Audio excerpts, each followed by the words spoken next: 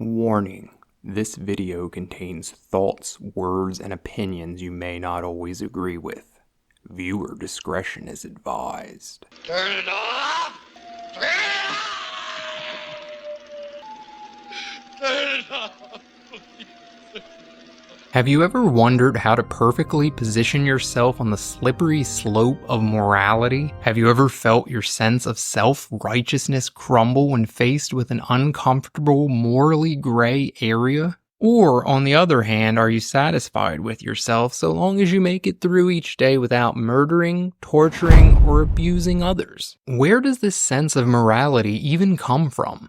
If it's evolutionary, does that imply the little neurons in our brain are working hard to communicate and build a brain society which cares about the greater good outside of itself?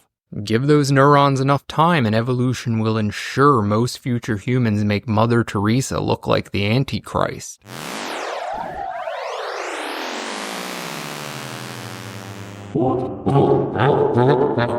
Regardless of where they come from, we seem to have a small shared set of mostly agreed upon principles. We also have an enormous, perhaps infinite set of individualistic principles we do not agree upon. I'm hoping that by the time I'm done sharing my experiences, you'll be just as confused about your altruism as I am mine.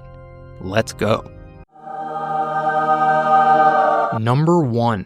Avoiding minor conflicts. Recently, I was forced to attend a work Christmas party or risk getting terminated for not participating in off-the-clock mandatory social functions. There were a lot of people, so I made sure to find the few I knew and sit next to them. Everyone else had the same idea. After talking about recent weather patterns and local sports team performances, the conversation pivoted to how much everyone was enjoying the Squid Game Season 2. Personally, I find the very existence of this show to be morally questionable.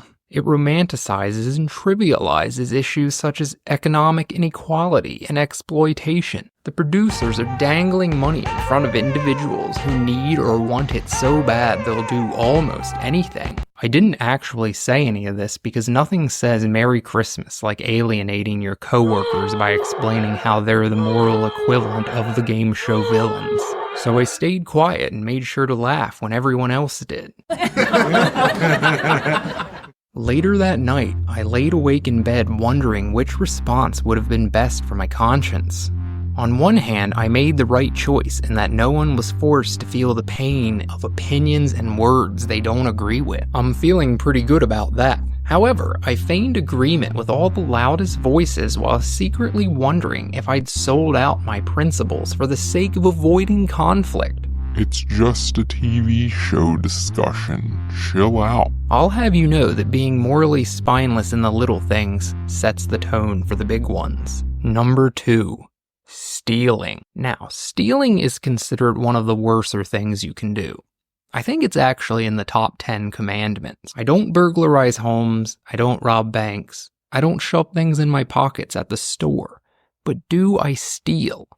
Well, technically I do take tape and individual packets of Miss Swiss hot chocolate from my office's work closet. I also share streaming service passwords. I've also taken a lot of sauces from Chick-fil-A that sit in my junk drawer until they're expired and get thrown away. By themselves, these are very small examples, but taken as a whole, it makes me question my character. On one hand, my intuition tells me stealing is bad. On the other hand, I feel a tremendous sense of integrity for not going into a store today and forcing the teenage employees to give me all the money in the register. But at the same time, I continuously take advantage of situations where the risk of me getting into trouble or ostracized by society is 0%. Number 3. Not educating myself on the plight of others. When thinking about all the societal issues I'm educated on and my humanitarian stance on each of them, I feel immense virtuosity. Climate change, I'm against it. Systematic racism, I'm against it. The opposing political party, I'm against them. The Israeli-Palestinian conflict, I opened Wikipedia, saw the word Balfour Declaration, scrolled down for a seemingly endless amount of time, and decided I'd stick to conflicts with 2-paragraph summaries and a good versus evil chart.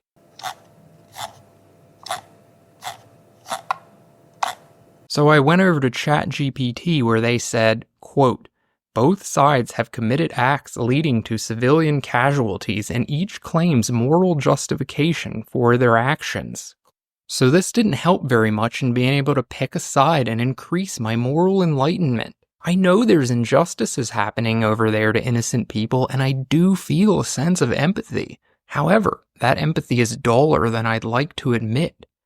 In fact, all things happening to people in countries outside of mine are met with less empathy than issues that hit closer to home. Why is this?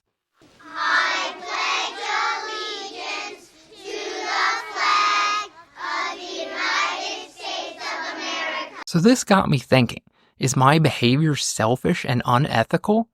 Should I feel bad and work to educate myself on these situations? Unfortunately, I need more time to let my neurons finish building their moral utopia. For every bit of good I do, someone will point out what I didn't do, and according to mathematics, that makes them cancel each other out, which would be the same thing as doing nothing at all. What have you done, Derek? Nothing! You've done nothing! Nothing! Plus, my bandwidth to feel negative emotions circling around the world feels limited. So if it's apathetic to ignore certain societal issues, why do I feel like it's so good to be educated on the ones the media hand-picked for me? Number 4, ignoring my inner voice. My inner voice likes to review everything I said and did each day so the Supreme Court justices of my brain can issue judgment. This provides a feedback loop which can be beneficial. For example, if I were to bring up a polarizing topic such as politics in a casual setting or make inappropriate jokes, I'll go inside my own head, review, issue judgment, figuratively slap myself, and consequently the action won't be repeated. However, I do this often. Ask me if I do this every day, I said often. So out of sheer exhaustion, I start trying to ignore it. Lo and behold, I found this technique makes me feel great about myself, but I just can't shake this cognitive dissonance suggesting I sacrifice my self-image in order to keep improving. Modern society is obsessed with self-improvement, and I've fallen down the same rabbit hole. It seems morality is a game without any final score. Humanity's sense of morality shifts with time, context, and culture. What was once considered virtuous can now seem outdated or even offensive. Our perspectives literally define reality. That's a 6. You idiot. No, it's a 9. Come over here and see for yourself.